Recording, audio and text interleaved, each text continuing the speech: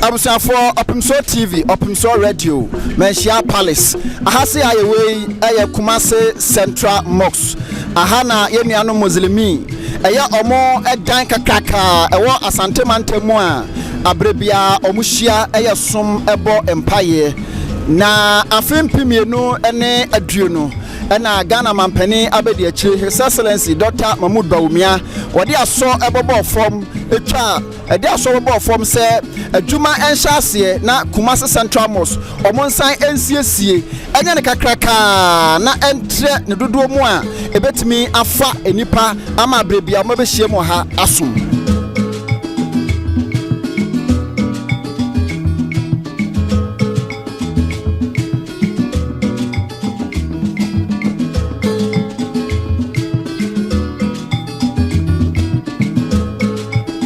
Sesi idea biaya ye gina poti said ehu no Kumasi Central Mosque na omampani abedi akire ebeye ho adwuma nyina sa adwuma fomra ho na omunsi ensansiesie entremu no sesi akasa idea ne tebia ni wo hwe machi a aye kama pa aye fefefe pa nti ebeboa ama aye nuanom Muslimi omosom eni kane a sepa na omo no sesei yenim se enam sansiesie nti ebekosoro pa na kane no na efa yenuano Muslimi adehye base ahasa sesi ayekasa die enam ensiesie san koso nti no omatrem ama nipa dodo a ebetimi afa no sese ebetimi afa enipa base ahanson ane akire weni ana montuo sronkokra Ghana mampani abedi akire His Excellency Dr. Mahmoud Bawumia wabeye ama sese de Kumasi Central Mosque edana nkasa no afone ntoma pa afira pa wei eye ni sori ho sronko a mampani abedi akire wono ankasa egeto no ho so afasi ne ho so afasi ne matri so ewo ne sika nyina mu a enna ya kasa yehu ne se abrewa ayipuma kwam se empanimfo fa amamane amane nyina emehyehyɛ so na emakwan ma yentwa homam ema yenuanu Muslimi adehye ahase aginan omonfa emusom enhye nyina enya adwuma enya enipa besa hanso nko a ena betimi afa biaya wodo a yenuanu Muslimi won begina anase won benya safata ama omadi omu na ahohoro omu ambre bia no mia makomako besa wo ha ene akire afenso biaya wodo omu ankasa begina baabi ayo omu yie abro aduasa ene akire weni de kan bebre ena kan bomu a enne aye wo ha sei no mampani abedi akire one empanimfo awdo bebebe ebaba ha sei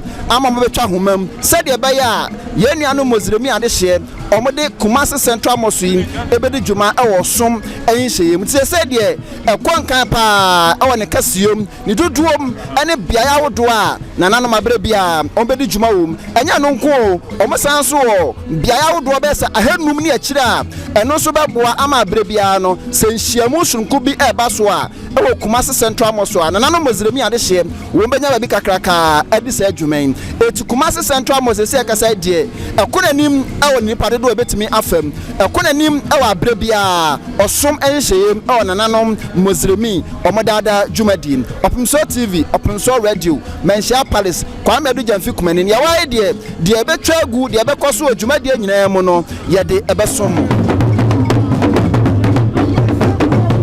ya wose agro ana ekoso no eti sade abebia mamane amane ewo suma do bekoso no saa ne hu se dodoi ana so ebopa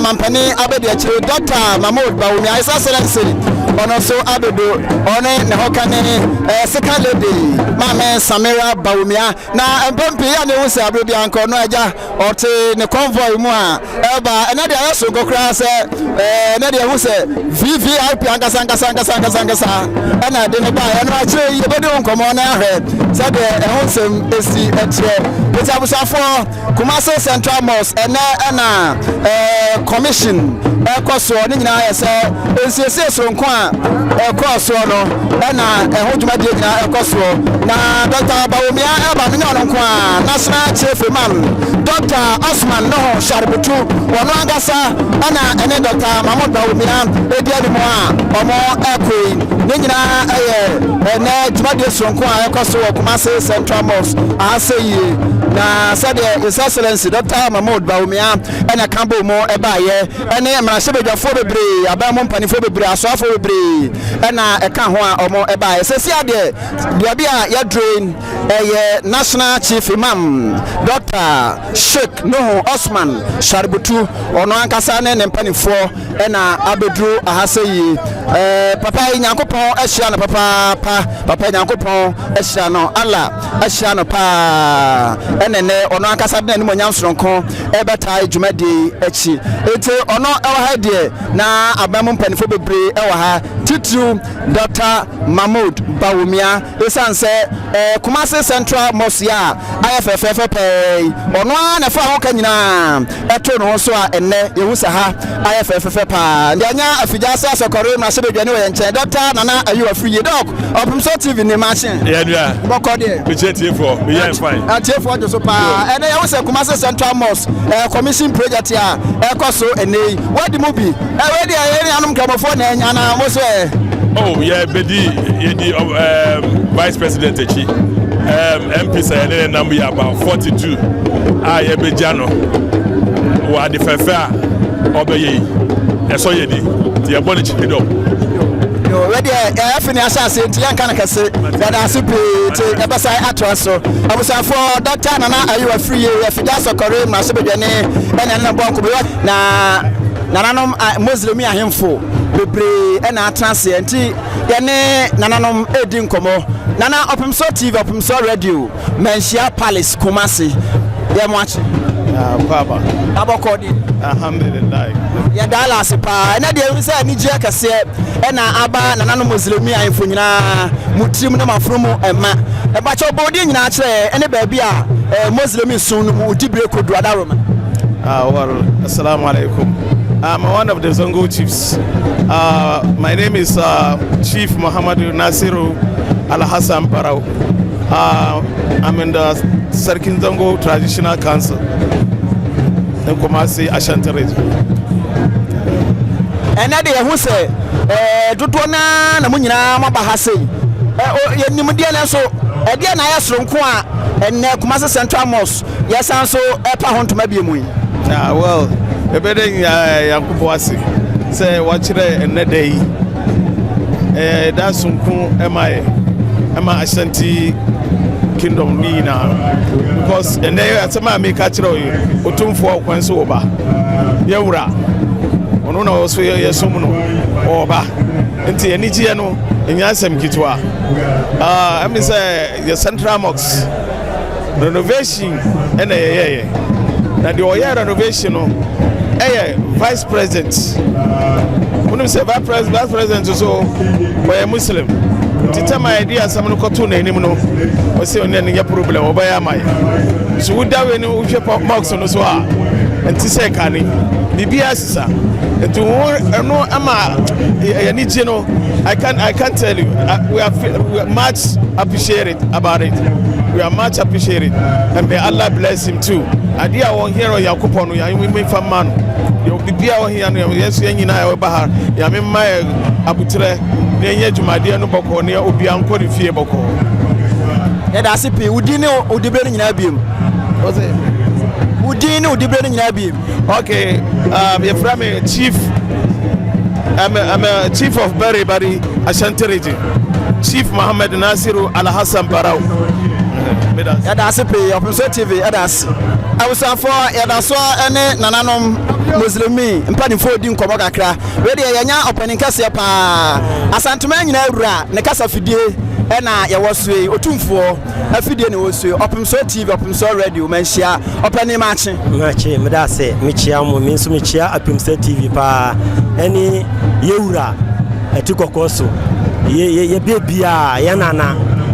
ye chia na pa na pai ye da na se owadi inshira kashie we e maye a ene Dr. Mahmudu Bawumia nso e be siesie enu maye na nyame onka no ho na o ma no kwatentin na nyame on hira no bebre bacho bodi nyina maye no dibra wo muslimi esum no madaroma da se me ye frère me Abubakar Mohammed me na me ye chief of Tuareg say ekude na echom no say mini ohene aye nhyiemu bi ewo manhia te me ya Mohammed Abubakar Siddiq me ye Tuareg fo nyina anemusini wo Asantehene ana me ya na me omunko so ohene for West African so Tuareg ebusiamu modai nim se kane se de na esitie ene ya betre mama mo ebetuma fa nipa be se mpema hanson dia na mo kan kire Dr. Bawumia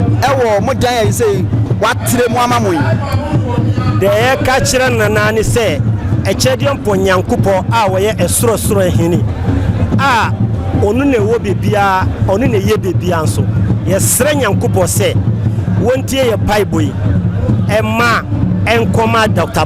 Mahmudu Bawumia se wakaye se ye dan ye Central Mosque musulmi fo nyina ye bebia ni Mosque oho na yesom oho na ye hia oho na ye nimye ho ye sere nyankopo chedian ponse wonye na pedia mano ewiase ha ekopin dan kwa matrahoda na nima eni ni chinima nyina nyankopo onfa ajimadie we a woyeye hunhira enfama onu ni busia ni nyina eni Ghana fana nyina eni wiase musulmi fo nyina ya da se pe bodi ni nyina ma enu dibre ni bi me da se me na me Chief Mohammed Abubakar Chief of Tuareg Tamajak Asantehene Ghana Kumasi ya da se problem so da se e pa cho ye wo nana ba ko so e wo yentam muslimi esum na mu nene ye wei ene de modwa mpa ya guya so pa se ne so ye fiada mo bo mpa ya sronko busafo ye ne nana di nkomba cho bodi nyina ma ya wadaro ma ne odi be wo muslimi sum no me ye frame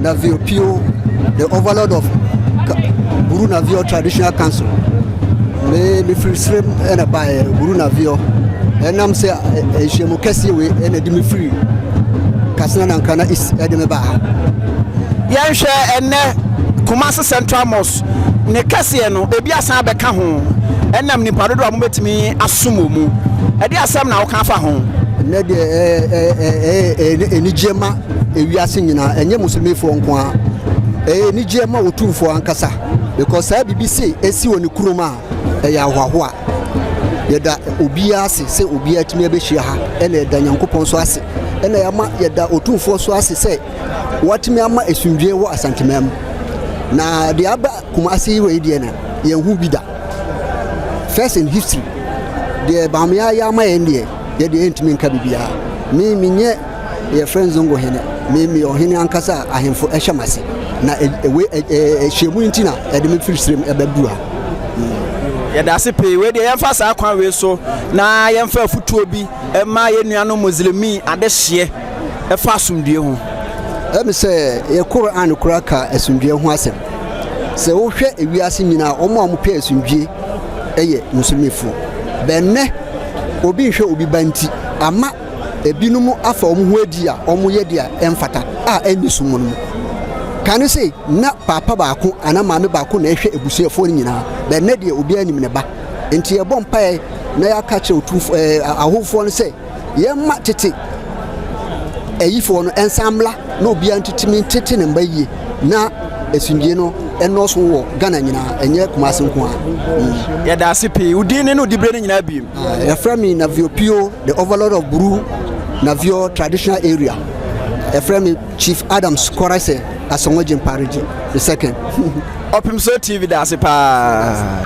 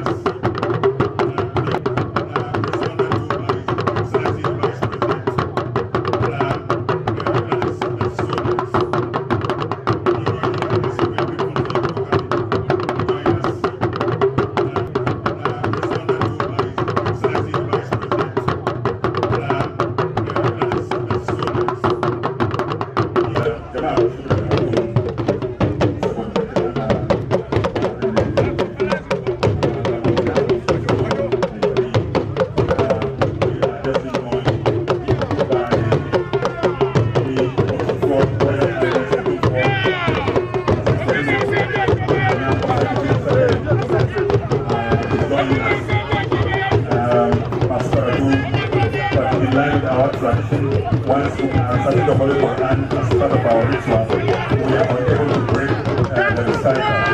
So we'll first of all get some of the men coming, give him all the respect, but the recipients will continue with the before, add the nana to it, and that's a big message for me.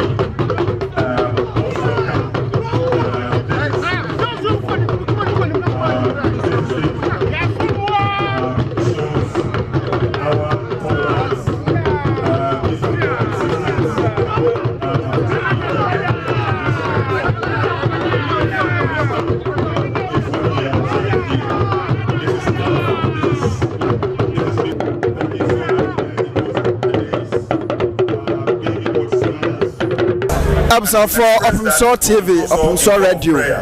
That's why I Kumasi Central Mosque. Said the other kind, I told my name Dadano.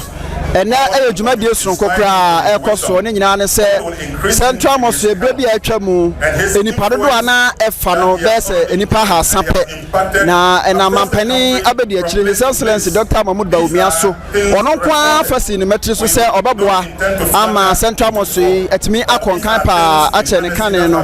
And you say, I can say, you home at Domoa at Cheshia, you huni Paduaha.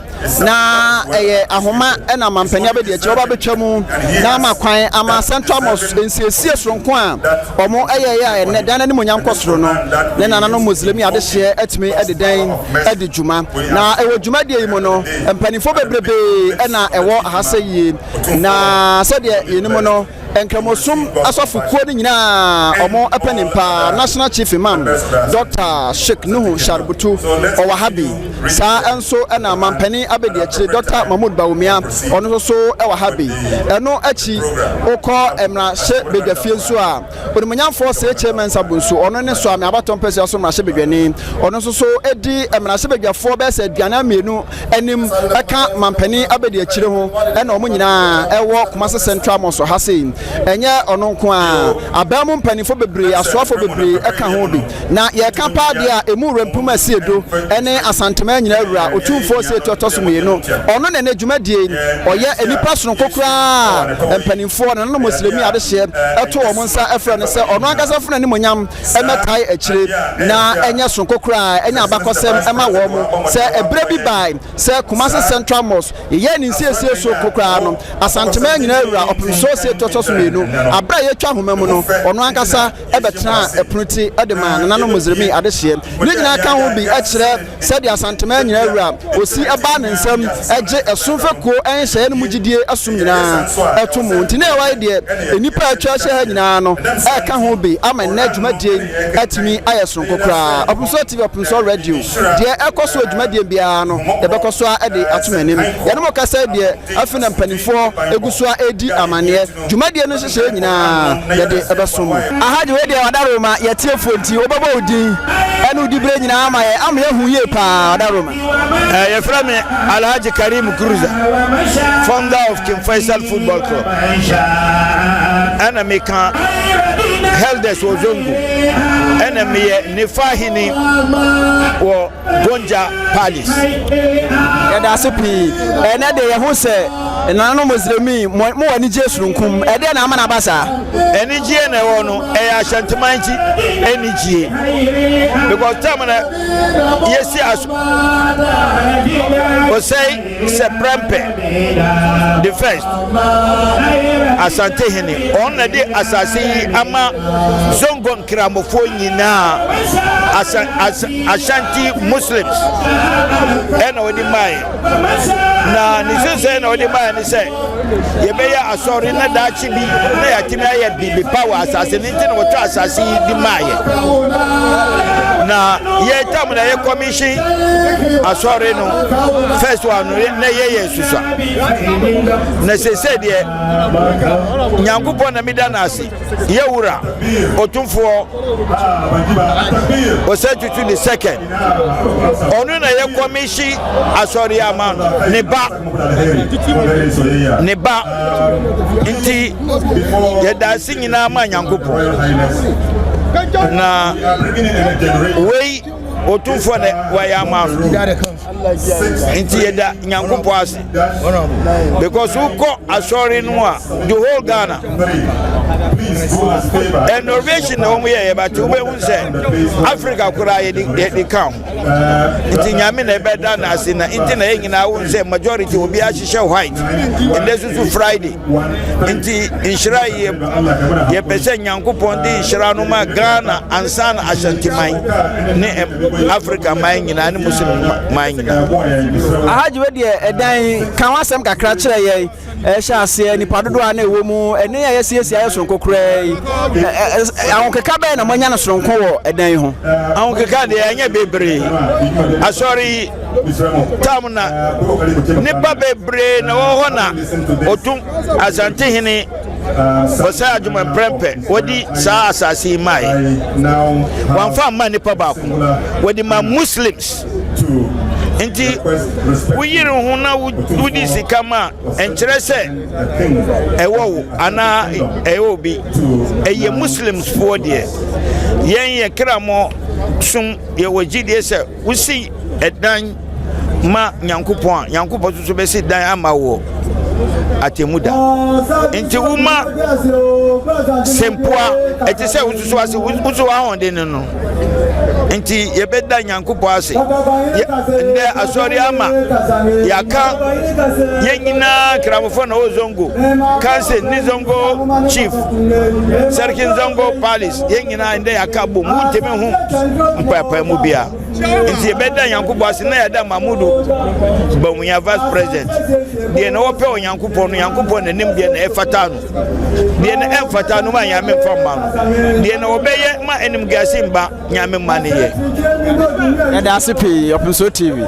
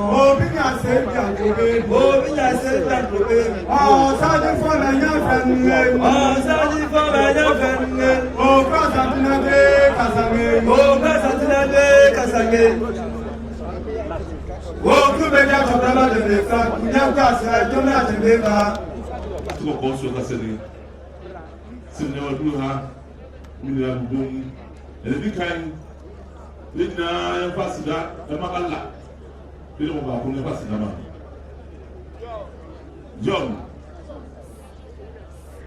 Sinakopon anama sade ma ne yeti hey nina abemu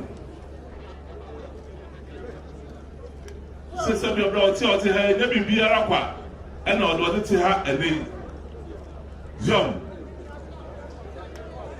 se efri onwa ne wafa otumfo se adma pepe so se na mi adom ene abedu ne so John Sasasia and they are to Swahili. John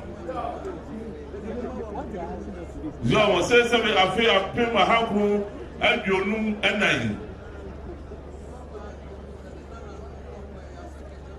John so also is Asantehene Oba. No one said none of the secretary or when we are bonfire. Samira no na zongo e he Roman Hill so hono mo a hono na se zongo e wo Jom, so also na mosque to all one. The bonfire. Jom, so several here. Na sebe na no bonfire o come hono. O go do fear no see friend sebe. So boy ne lagi. One of sebe o hono no omra. And then sebe chief mama. O na sebe omra na nim. Jom. Se sabe obaye no se debe tipe mama bia mo say e ma no wo etra bonfire no enye bibi papa me ho eto me enti me mama masase foforo se asase a na side ma pempe o de ma say ke fa nya soro no ene aswase market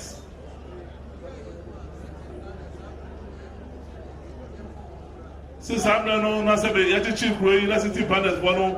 Yeah, kind of say or two for them with Royal Market.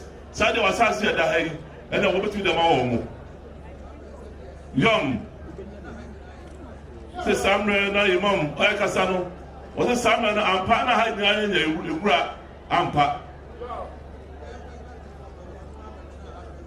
Say nam say so na mo ya na enya no ti. Asantehene wara eti na mpaboa. Said na yewra ti hayi e bo me hwe mo do ha e da so bo fom young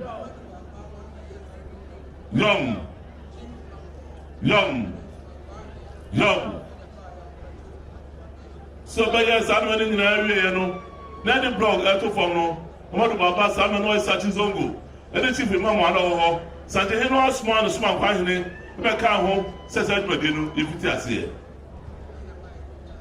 Jom, let's say you dear Yadia, let us Asantehene papa, and then it didn't know what Sebica say, let's see, hey. Jom, or Sister Asantehene will come in now, who say, Jom, see come soon, on one and an hour two for self a pencil. Sister, that's how a pencil.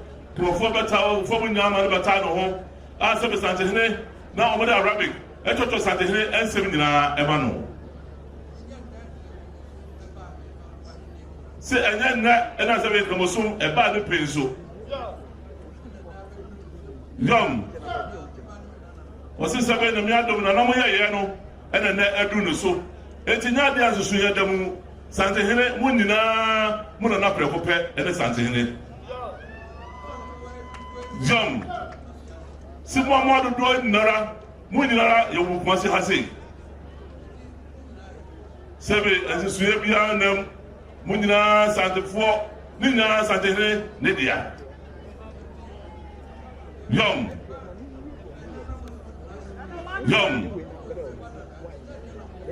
Sebe Vice President ene mo ka so tumfo wa don me presidential monsa. Asantehene ne bano ne da. And then na so be say na de na no. Jom.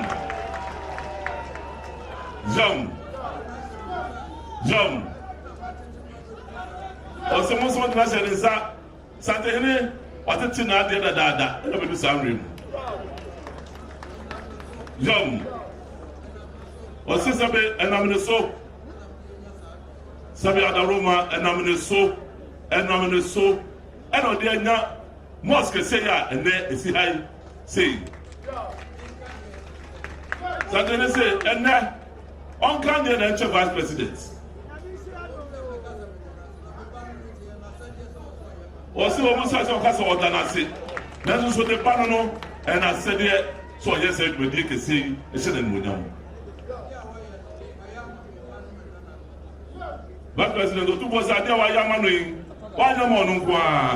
Why your man and none ne ma, and then now we now hay, so why am I winning around? So when me as the piano, them out. Young. Also, on one club as I teach him, mum, or ban and also. Young.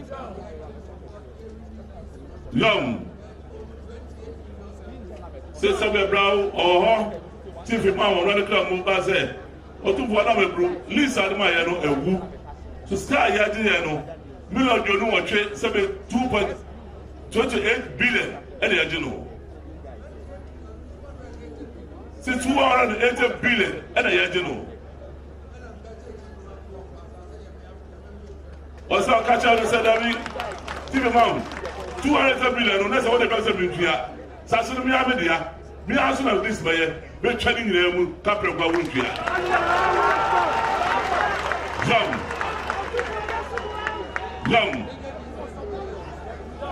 Young.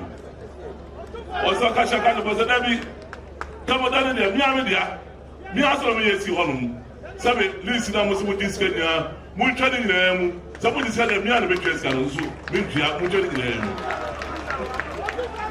Young. Sini nyina wa kama unu ayade ana sade na kuma da so empaba mo sema no de mo mani nyina no sa de ne refi enu ti ne oti hai Young. Sinna sabo ha na shashif imam Young. Sin sabe enam se asum ehia na kasienti Young. So ba ya o sida bi bentina se ukoda oba ya no ba Asantehene o Young. Osba so tumfo ado me bremehwa se de won bo sitia masam kwa ba mawo na masam bas bi wa na Mosque say ya oba aya so nmunyam no ma ba ka ho na ya bi o na sha chief imam sabe na wodin ena yin na wotutu na aba ha na dia se na munyina na aya kadum aya dia se ehye den so sa dia na yeye aya dia sabe kadum aye dinara Young. Tu was in Yabe Kadai, Sikan Kayaki Mocham, Sassi now their chakwa, Sabia Susha de Hiano, there's something by a version when you mean. Now their own party say, you never shaman sat, no more to see a man.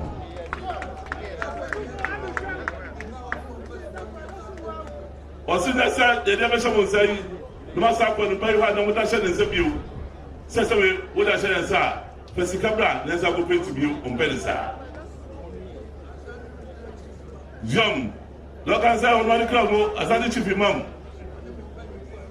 So many people for am head and so no. Se mo head said ano. E be ko so na da nyinara mo na wo twemu hanu a e be ko so aye kama sa amano. Wase mu nyina mo sa no pa do nse fa biara. Ekomodai mu obetwamu anopa biara osu otwamu a enam sa ade ehia no nti obehwesere dan no ahode nsitie osman ne ya mun so dada asum no ka ho bi o be wuram no hwesere dan no ne ko so esitie osu ojimudi oro bi shim se e de shim sa behwe ni amano sinudo enara sabe chief imam mumpadi national imam tumfo so wasramu sane won sade no wasramu ade fa ne ne ba ye wasramu nyina e fa sene kase e ma ne ba yi e ma no tumfo so ode ala na ko de nyina ma se wa de fa ene e yes he ode ma se. Thank you very much. His Royal Majesty, Tumfu 82 the second, the Asantehene, His Eminence Chief Usman Nuhu Shangutu, the National Chief Imam, Ministers of State, Members of Parliament, Members of the Diplomatic Corps, Nananum, the National Council of Zongo Chiefs, Regional Imams, the ulama and Christian leaders present, distinguished invited guests, our chiefs and elders, friends from the media, ladies and gentlemen, I greet you with the Islamic salutation of peace. Assalamu alaikum wa rahmatullahi ta'ala wa barakatuh.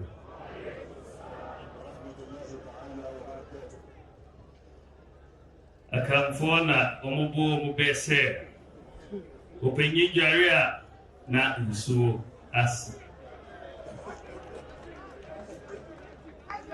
enti ne nana me papa otumfo ze tutu wajare wi na nsuo no wajai kakra man se mfe dware kakra enti wamami permission se min kasa kakra bida ase nana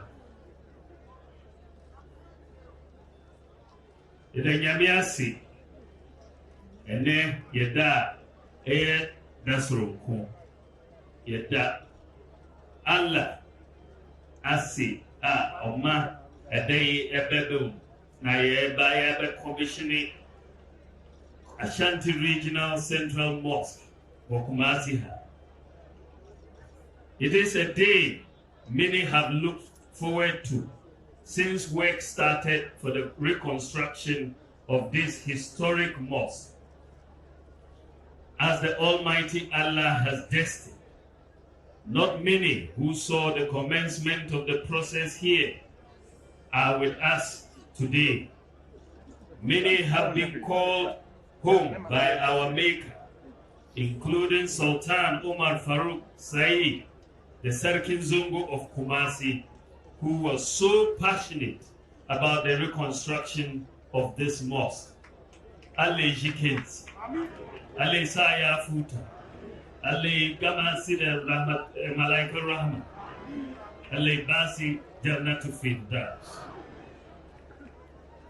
The Kumasi Central Mosque, as one of the oldest and iconic Islamic monuments in the Ashanti region and the country as a whole, is a result of the vision of Asantehene Prempe, who, as you all heard, saw the need for a place to be given for the construction of this mosque.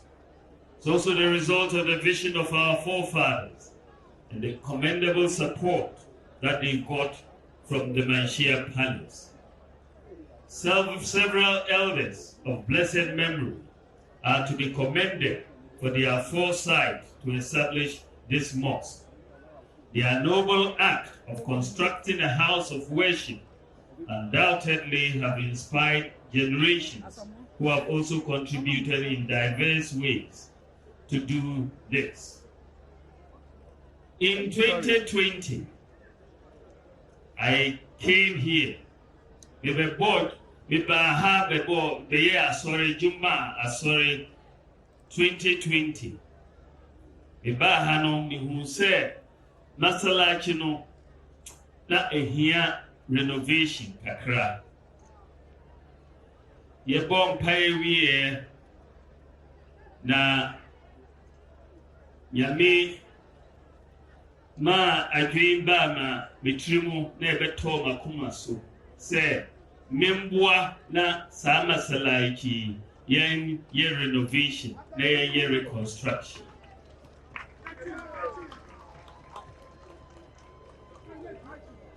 Me kanchire Sarkin Zungu any chief imam say Yami aduma me pese me boa na ye masalaki na omonia jipa the country architect Alagi Kabiru Shadis say onye drawings na on Bremen Alagi Shadis no onye drawings no for the Bremen 23rd June 2020 before na me say we dey na yesi yen starting enye Saturday November 13th 2020 na ye the last Juma prayer wa masalachi ha before I starting Ejuma no ye November 13th 2020 the man for bon paye 14th October 2020 na me ba ha na yɛde asɔbɔ fam yɛyɛ shortcut na yɛ bɔ mpaeɛ sɛ nyame ɛma yɛwie saa masalachi saa da no meka kyerɛ obi a sɛ masalachi deɛ ɛyɛ nyame na ɔsi ɛnyɛ nipa na nyame fa nipa so ɛsi masalachi na ɛyɛ nyame na ɛsi saa masalachi.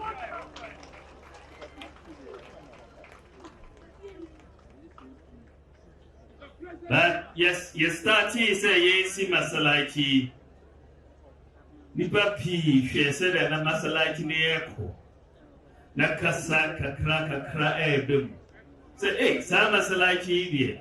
Efri Saudi Arabia o. Say mo nyina mo ti. Say Saudi Arabia nobody masalachi bre. Na sadia o mo adwin ye o mo no say yen timi ye we bi wo Ghana ha yen putin timi ye sana a mindset of negativity, mindset of impossibility. Miti na masrisa. We can do it, we can make it possible. It is possible to do what is the best for our people in Ghana. It doesn't have to come from abroad. We can do it. It is possible to do it. The same thing na nyame adom yetimiye esi masalachi. If the same da contractor no also na architect Alaji Kabiru Shadis. Waye juma pa mu nyina monichia. Steady masalachi ne esi no. Alaji Kabiru Shadis wanjime kapre to se ni labor a oye fi sabilillah ema nyan oradi nyan kupo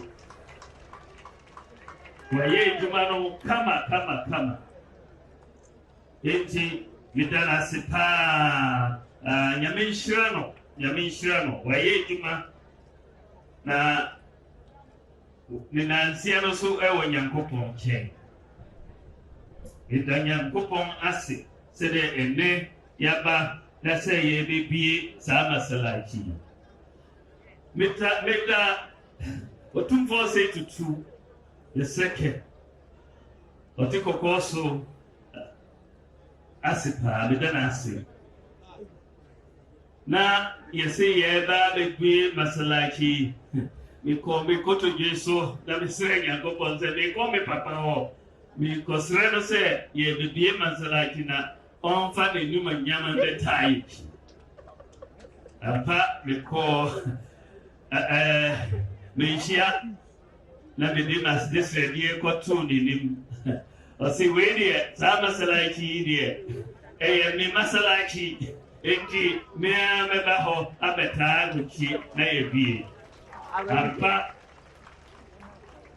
seri o kaye no enne waba idea meaning say bibia best course kama me da say nyame nhyirawo me da say na say de otumfo kaye no ono abehwe de bia ofaha eti yembo modern na yenhwe masalachi so yemmenti masalachi Ghana hadiye nyame ache yemepi yewo asubwe wo Ghana ha unimse Christopher ha Kabosofo ha basere yeti no unimse yetina ni asubwe kwa wo Ghana enye sa wo mind bebreo enye sa Ghana hadiye nyame di adiache nti yende nyame ase ubehwe na musunifuo ne Christopher yetina boko yetina se boko ubehu na church wo ha ubha na mosque so ewo ha sana Ghana etie last few weeks chief imam oko I think Konongo eko the aso perform say omo be si masalachi but why the AC masalachi no Christo ni na osi masalachi no amayo Sane Ghana tie Christopher ne Muslimifo ye baako enti yamenhyira Ghana bidamo nyinaa ase yamenhyira mo nyinaa yamemmayen kuma baako. May Allah preserve the peace and unity of this country. We want to be the haven and the haven of peace and tolerance between the religions across the world. We want Ghana to continue and have that reputation as the haven of peace and tolerance amongst the religions in the world. We thank you so much for making this day possible. We thank Allah. I thank Otumfuo Setutu II, my father. And I really am so grateful, most grateful for his presence. May God bless him. May God give him long life. And good health and prosperity. Assalamu alaikum wa rahmatullahi ta'ala wa barakatuh.